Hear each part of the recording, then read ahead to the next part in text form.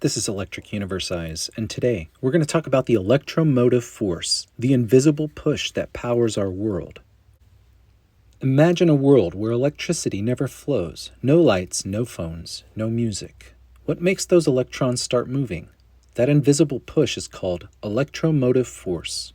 Electromotive force, or EMF, is the driving potential that causes electrons to move in a circuit. Despite the name, it's not a force in the physics sense. It's measured in volts, not newtons. Think of it as the pressure that electricity feels before it starts to flow. Without EMF, electrons just sit there, like still water in a sealed tank. The higher the water is stored, the more pressure it has to flow down through pipes. EMF is just like that, but instead of water pressure, we have an electrical pressure between 2 points. And until a circuit is closed, that pressure is just waiting, ready to push electrons forward. So where does EMF come from?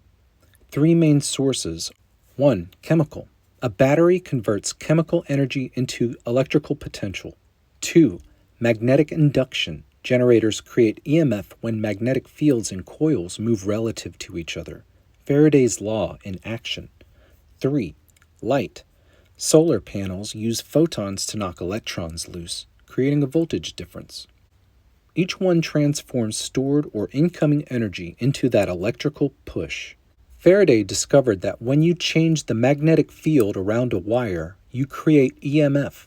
His law is simple yet profound. EMF equals the number of turns in the coil times the rate of change of magnetic flux. And thanks to Lenz's law, the EMF always opposes the change that caused it, a principle that keeps our motors and transformers running in a stable way. Now, a quick distinction. EMF is often confused with voltage, but EMF is the maximum possible voltage a source can provide with no load attached.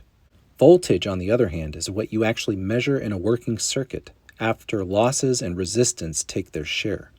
Think of EMF as the open potential and voltage as the real-world delivery. In power plants, EMF is created on a massive scale. Steam spins turbines.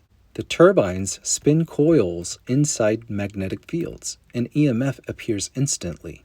That push drives electrons into the grid, delivering electricity across cities through transformers into your wall socket. Electric vehicles make clever use of EMF. When you accelerate, driving EMF pushes the motor's rotor forward. When you brake, the same motor acts like a generator, creating back EMF in the opposite direction. That back EMF charges the battery, recovering energy that would otherwise be lost as heat. Renewable energy lives on EMF. Solar panels, pure EMF from sunlight. Wind turbines, spinning blades generating EMF through induction. Wave power, moving coils and magnets in sync with the ocean's rhythm. Without EMF, none of these systems would push electricity into the grid. But EMF isn't just for big machines.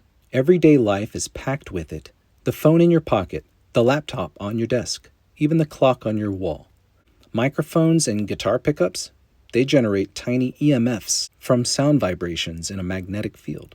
It's one of those rare scientific ideas that scales perfectly, from nanovolts in a sensor to gigavolts in a lightning strike.